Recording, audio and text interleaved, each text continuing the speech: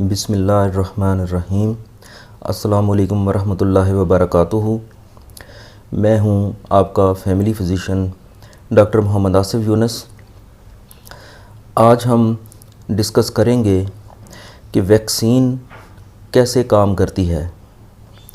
اس سے پہلے ہم یہ وضاحت کرتے ہیں کہ جب جسم کے اندر کوئی جراثیم داخل ہوتا ہے تو جسم اس کے خلاف کس طرح ریئیکٹ کرتا ہے۔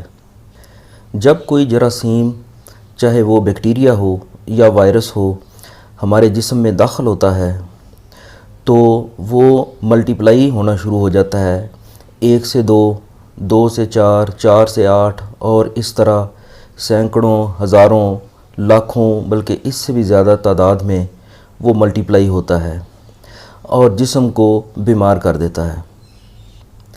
اسی دوران ہمارا جسم کا دفاعی نظام یعنی امیون سسٹم وہ بھی حرکت میں آ جاتا ہے اور وہ اس جراثیم کے خلاف ڈائریکٹ ایکشن اور اینٹی باڈیز بنانے کا عمل شروع کر دیتا ہے۔ نتیجتاً وہ آہستہ آہستہ اس کو جسم سے نکال دیتا ہے۔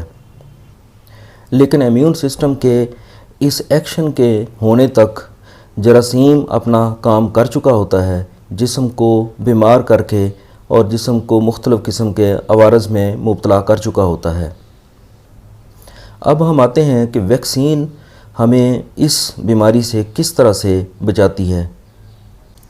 ہر جراثیم کے 2 حصے ہوتے ہیں، ایک حصے کو ہم پیتھوجینک پارٹ کہتے ہیں اور دوسرے حصے کو امیونوجینک پارٹ کہتے ہیں۔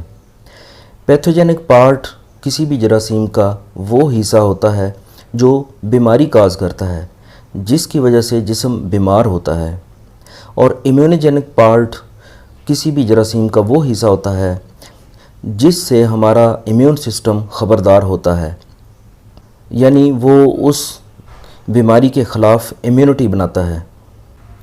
ویکسین بنانے میں یہ طریقہ کار کیا جاتا ہے کہ اسی خاص بیماری جس کے خلاف وہ ویکسین بنائی جا رہی ہے، اس کے جراثیم اکٹھے کیے جاتے ہیں اور لیبارٹری کے اندر اس کا پیتھوجینک پارٹ یعنی جو حصہ بیماری کاز کرتا ہے، جو حصہ بیماری پیدا کرتا ہے، اس کو کاٹ کر الگ کر دیا جاتا ہے، اور جو امیونوجینک پارٹ ہوتا ہے یعنی جراثیم کا وہ حصہ جو امیونٹی کو خبردار کرتا ہے، اس کو چھوڑ دیا جاتا ہے، اور امیونوجینک پارٹ کو مختلف کیمیکلز کے اندر محفوظ کر کے اس کی ویکسین بنا لی جاتی ہے۔ دوسرے لفظوں میں ویکسین کے اندر اسی بیماری کے جراثیم ہوتے ہیں، لیکن ان کا وہ حصہ جو بیماری کو کاز کرتا ہے اس کو نکالا ہوتا ہے، اور جو حصہ امیون سسٹم کو خبردار کرتا ہے وہ حصہ اس میں موجود ہوتا ہے۔ اس حالت میں اس کو جسم کے اندر داخل کر دیا جاتا ہے۔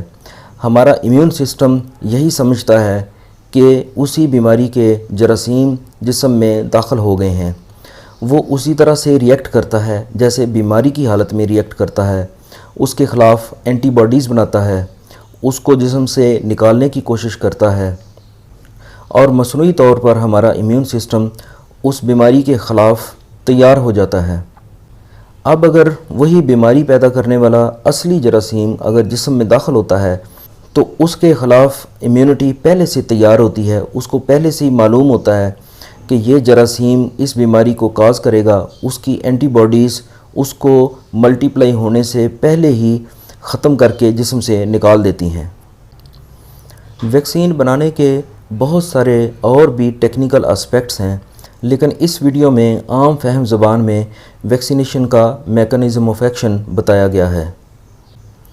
امید ہے آپ کو یہ ویڈیو پسند آئی ہوگی۔ میرے چینل کو سبسکرائب کریں اور اس کو شیئر کریں۔ اپنا خیال رکھیے گا۔ اللہ حافظ۔